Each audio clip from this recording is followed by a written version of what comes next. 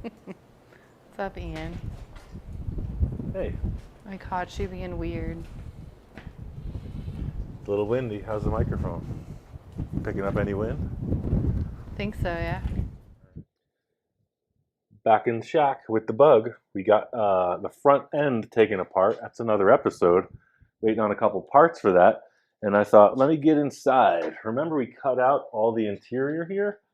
Now I'm building a structure to support the body. The fender wells used to come in, and then there was like a package tray in here, but with these wheel adapters, the wide rims, the offset, these tires are way outside of the body. Because I'm going to use that different roof section, I wanted to maximize the interior space on this. So this floor isn't going to have any fender wells inside. It's going to go flat out, curve straight up to the old inner panels. I framed this out in a way that the four rear body mounts are still holding something. Just laid this, looks like 5/8 bar across, drilled holes through it. Put some risers up and brought it back just to about to where this sheet metal would seal the body should it need to later. Put an X brace in there because we don't want this body to shimmy shift once we do the whole thing with the different roof. So this is just a good base. The interesting thing about the VWs is the body mount ends here ahead of the shock. The whole back of the body is just hanging out. Like on a standard American car, in the chassis you'll have two rear bolts coming across the back of the trunk area. In the VW there's nothing. It's all hanging out there. So I want to be sure that this thing had some pretty secure underpinnings before we cut more away from it. So I do want to put this floor in today. That way we get this locked in. It's not gonna, it's gonna have the potential. Right now, when the sheet metal was just, you could almost see it. It's so loose back here being cut apart, this thing can wag around a lot. So putting that cross brace in and then handing the floor out and upwards, it'll tie it all back together reasonably well. So that's where we're at with some sheet metal fab right now. I went ahead and measured a couple things, and primarily what I'm thinking about is this measurement. You see I brought two risers up off of that just to lock it in like 100%. So the measurement basically before that curve starts, I'm getting about 15.5 on both sides. And then it's going to roll down about another foot or so. And I want to lock it in to these bolts. So it's going to turn down and then flange out just like the body would, and we'll grab the chassis mount or the body mounts to the floor pan on those. Looks like 4 or 6 maybe. So I'm gonna cut a piece of sheet metal and slap it in there and see what happens. The widest point is here. See how I put this bar across and pinned it right into the sheet metal. I think I measured that at 51.25. That is correct. So at 51.25, we're going to move upwards for a foot. And that 1 foot, we're going to bring that into 46, I believe. Yes. What all that means is I put a center line in the sheet. So I said at 1 foot, we're going to narrow it to 46 inches. So let's just come in 12.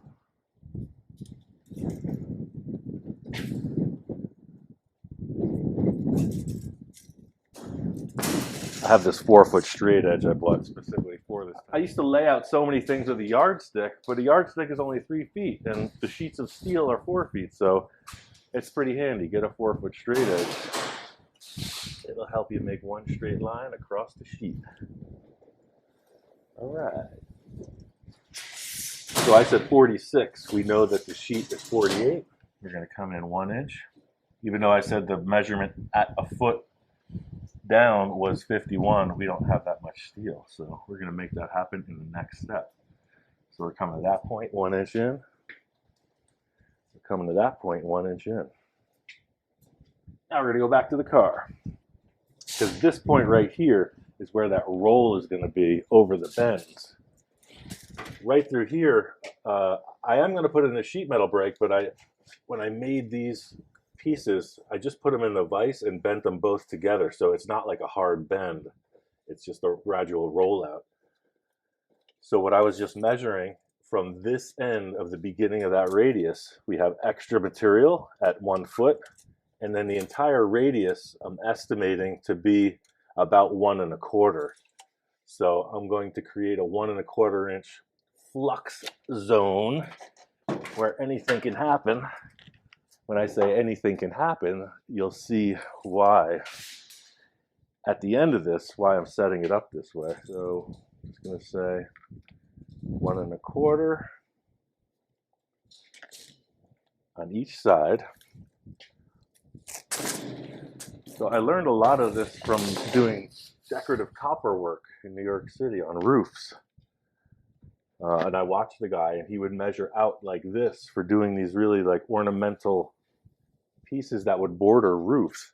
So it would be a series of flanges, rises, radiuses, sort of like a corner molding in a living room or whatever, where you'll see that little shape and then a nice little like a belly they'll call it and turn in and out. And he would lay it out like this. So he would say like, okay, well this is the area where the radius and or a hard bend will be, because what I'm going to do at the center of 1 1/4, so 1/2 inch is 1/2 of 1, so 5/8 will be the center of that. We'll do a hard bend on the brake halfway through. I know it sounds like a lot of talk because I'm running through it in my brain, but it's all going to pan out. Trust me on this. So after that, as I say, the flux zone, there will be some hand forming in there. We can measure out to the back of the car. So see, I'm leaving these little uprights kind of in that area of where there's going to be a bend and a radius. And then I'm going to measure outwards from that and see where it hits the tube right here. That's 15.5. So I'm going to leave it at 16 because we're going to make a flange. We're going to put it in the brake and bend it hard down so it fits over this like a pie pan. Put that measurement down, 16.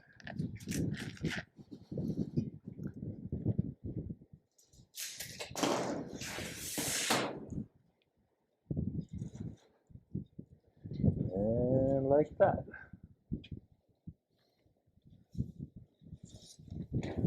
Cool. But at this measurement, it's no longer 48 inches wide. It's much narrower because the car tapers. So coming through here from the body, across the top of that frame I made, is about 38. So what's half of 38? So we're going to come 19 out on each side.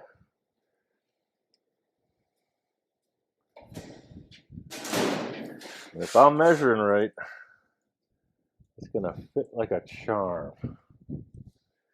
We have 46 marked here. And then we have 38 on the rear side of it. So we're going to draw this in as well, like so. Do the same over here, like that.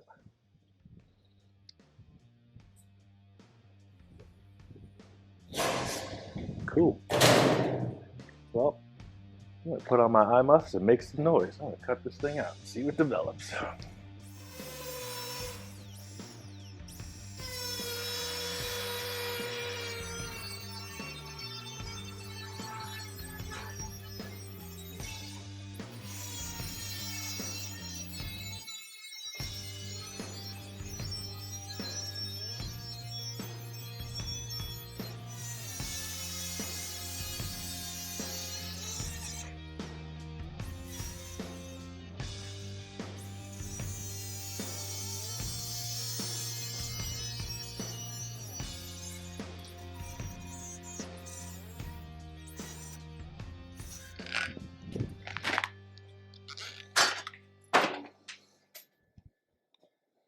I bet I know what your next question is. Read my mind. Why didn't you cut along the lines? Why did you cut outside the lines? Kind of really actually what I was thinking. You're thinking, how did you wake up this morning so darn cool? Well, it's because it's colder out, but Oh. yeah, I was wondering why you were cutting outside the lines. Hmm. I really actually was. Okay. Because this is going to turn up. So this is our measurement of actuality.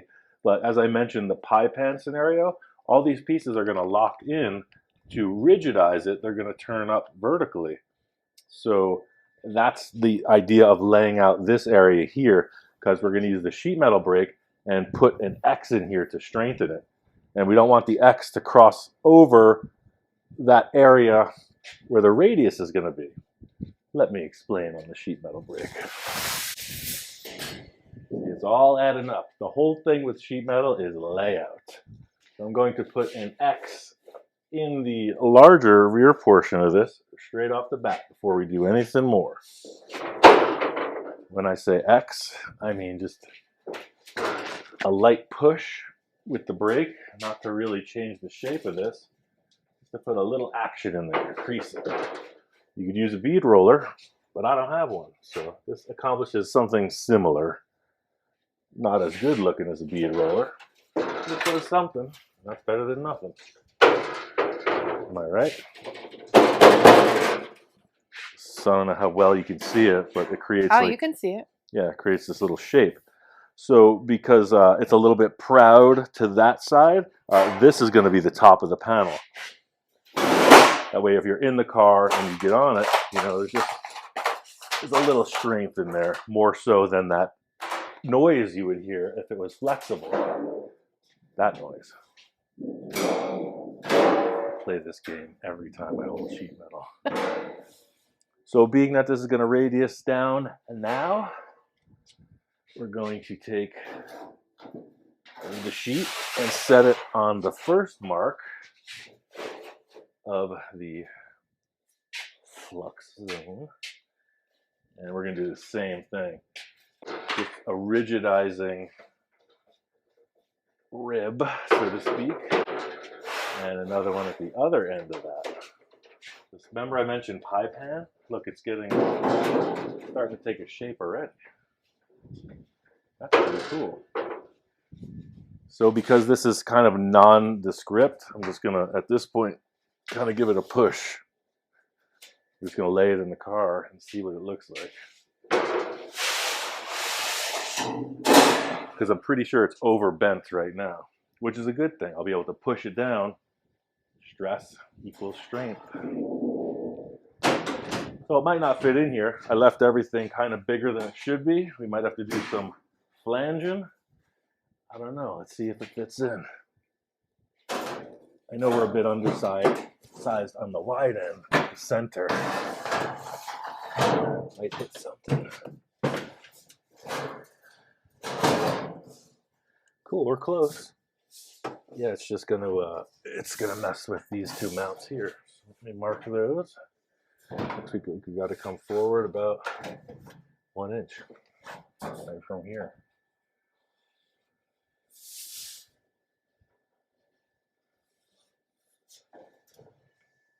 Pretty easy. Cool. I said 1 inch. Look at that. Is that an eye or is that an eye? Let's measure in inches. My whole life. Push that back in. See where we're at.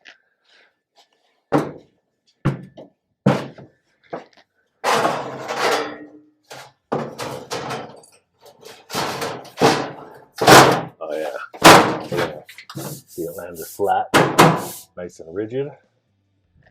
I like it.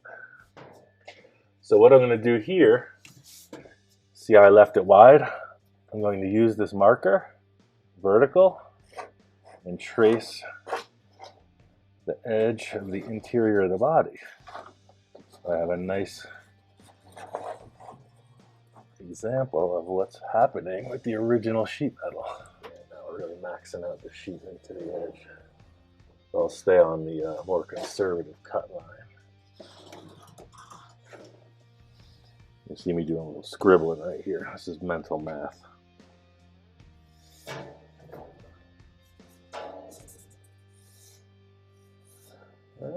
take it back out, trim it. I'm going to put a final X on this one as well.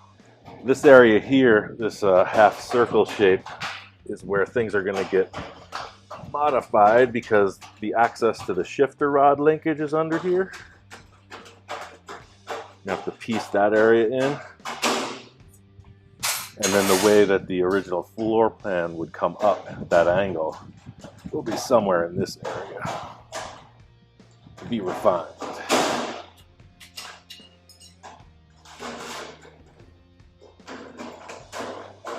But right now it's just raised up off of the floor pan.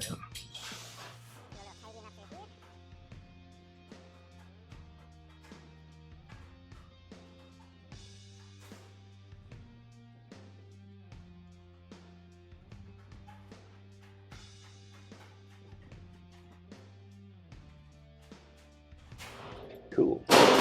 Put this back in the brake, do another X on that.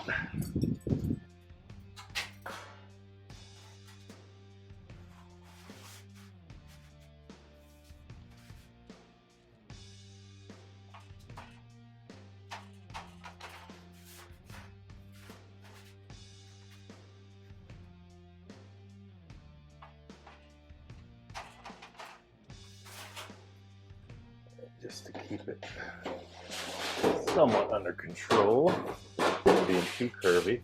A lot of times I'll put the brake right on the center of that and just crush it, flatten it out just a bit. Yeah. So this flange here you see is hanging over. I'll put the marker there. Looks pretty much even on both sides. And I'm going to trace underneath.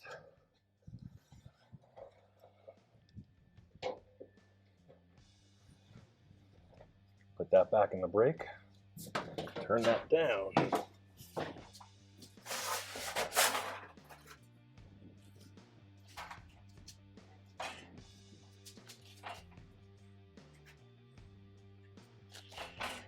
Let's go to 90 degrees down.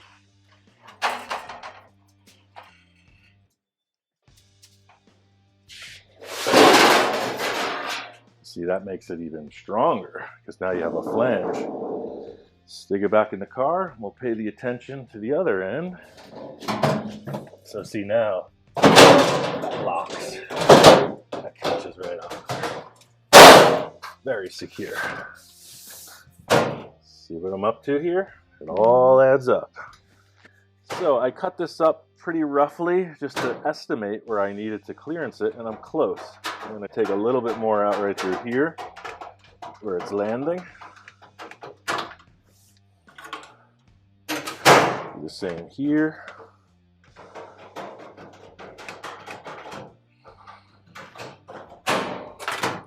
Yeah, see, so now nothing's touching the actual old floor pan.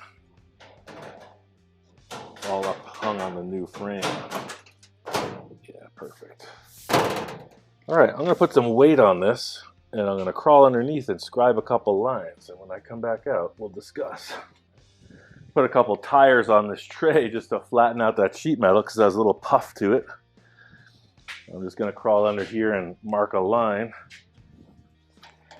If I can see it. That's the joy of lowered cars.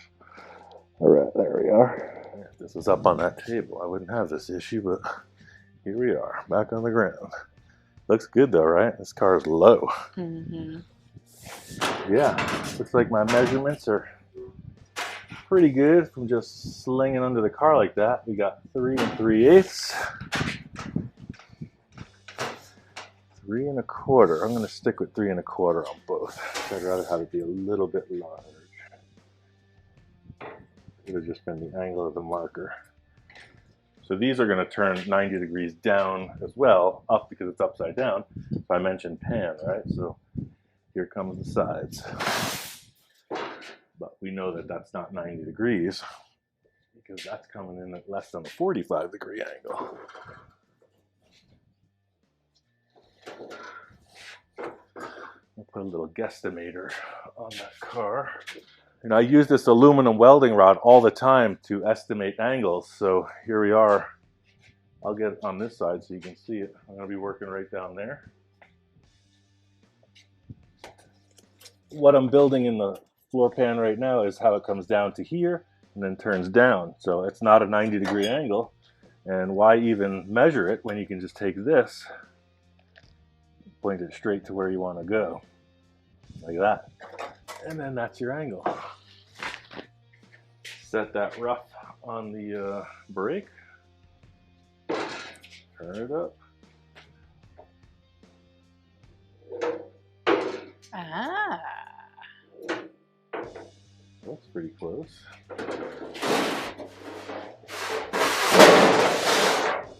I overamped that bend a little bit, so I'm going to stick it back in here. Relax it. Just a little pull. Set it back just a touch. All right. See where it hits next. Trim it back.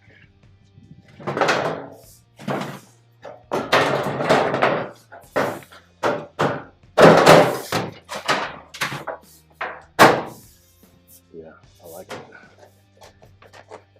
Just like that.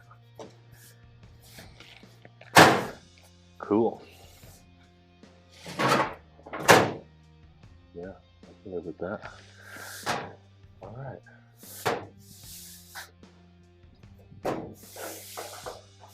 So now I'm going to figure out how to weld this thing on. I know I'm going to weld it back here. You can see the little lip. I'm going to weld it right along that. Super strong. But I'm just going to find the steel beneath this and then drill some holes. I'm going to measure from this lip. I know that's a good solid grab the way that comes in. I'm going to measure to that. Oh, actually, I'm not even welding to that. I got to trace it. I got to trace it from below. Okay. So I traced where those braces are landing with the sheet metal. I'm just going to drill. Every bit. These are going to be plug welds.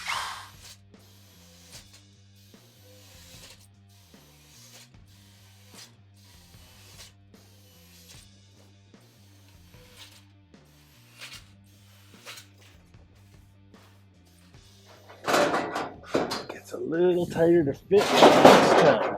That's good news. Yeah. So you can see through the holes. They're contacting the steel below.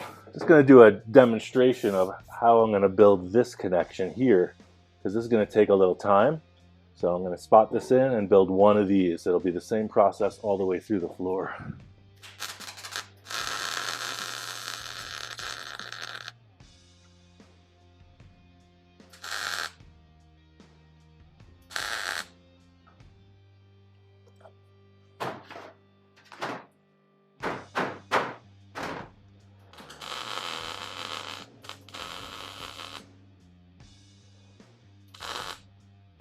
I got this thing landed with just 4 tacks, and I'm going to start to make the connections of the sheet metal. You can see through all the holes, you're seeing the lower bracket. As I form this in too, see these are going to roll in. I do a little trimming here, it's interfering, but you see right through, it'll be welded 100%. This is a cool tool, we've used it before. If you're interested in sheet metal work, you should get one. This is a shrinker. They sell the shrinker and the stretcher.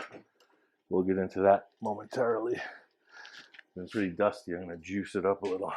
That's one thing about the desert. It's just as beautiful as the weather is. The shop is constantly just dusty. Spiders everywhere. I mean, we don't have rust, but black widows everywhere. Let's make a template, shall we? All right. So we're going to take our paper and send it in this general direction as if it was a piece of sheet metal. See that?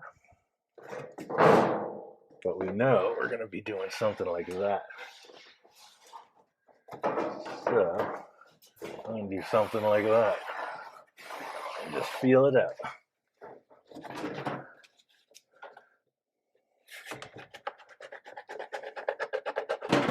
It's going to be made in about 3 pieces, I believe.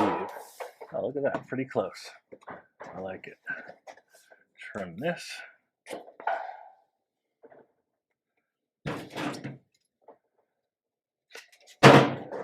Yeah, that'll work. Just like that. Sweet. And then this will tag off here. Okay. I'll explain what I'm up to.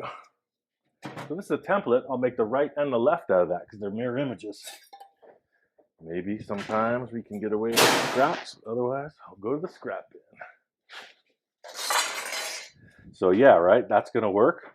But just like the pie pan event, we're going to want a flange coming off of that. So I'm going to raise this up and give it some room all around. I'm going to cut this off as we wanted where it hits the car. But then I'm going to leave this little flag coming off. So I'm going to bend that and then shrink it. Let me trim this down.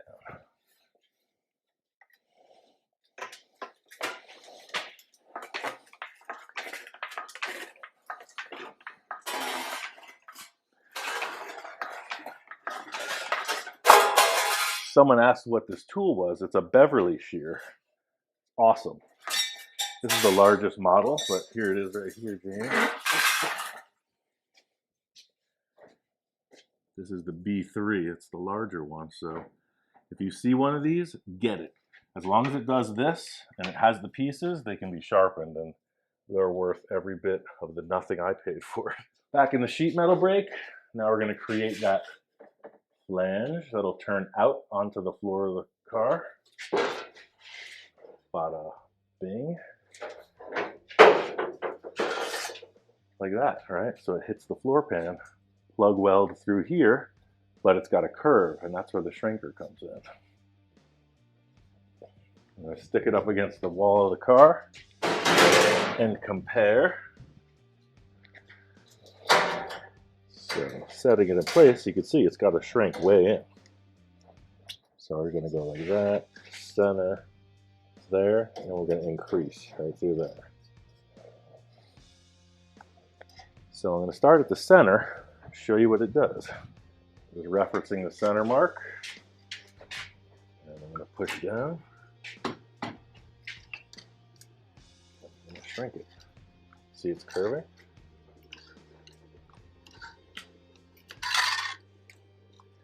It's actually taking, look, see the little teeth mark? Mm-hmm. It's gripping it and it's crushing it in. It's shrinking steel. Like Vito.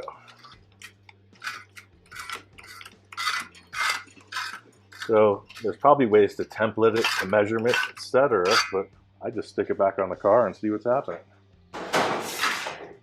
Look, that's pretty close. So I'm looking at it and I'm saying, okay, well the gap is bigger through here, right? So now I'm going to say, okay, well this is my new center. I'm going to start here and try to pull that end of it. Hit that really deep in the jaws and then come out about halfway. And that's where you really see the results. The idea is to just sort of flatten it and then give it a good pull towards the edge. How's that for pretty darn close? This is fouling up a little bit right here. So I'm actually just going to trim that back because that's a piece of the car I see is getting in the way of that one.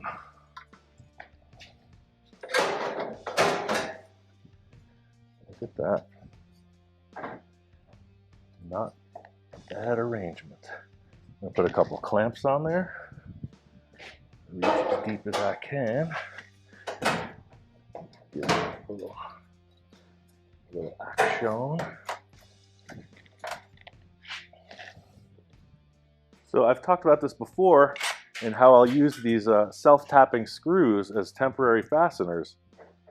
The modern or the actual professional term are Cleco fasteners, but this works in the same capacity without all the extra tooling.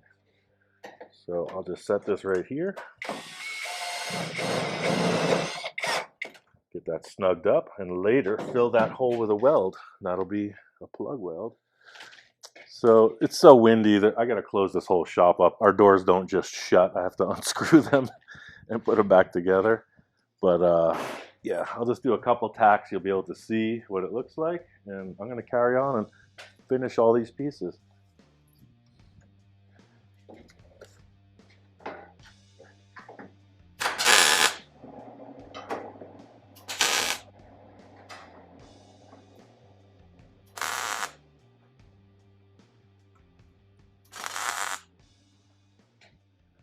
So this is a decent example of what I'm up to.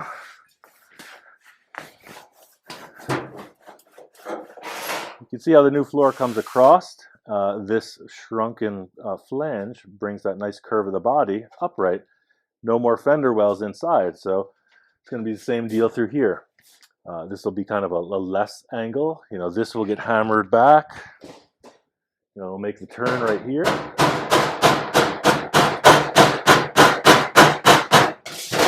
Another piece comes in. So I did this side, and I'm just going to mirror back and forth and wrap it right out with the last flange coming straight down and out to these bolt holes. I'll catch up with you soon. I got a full night ahead of me.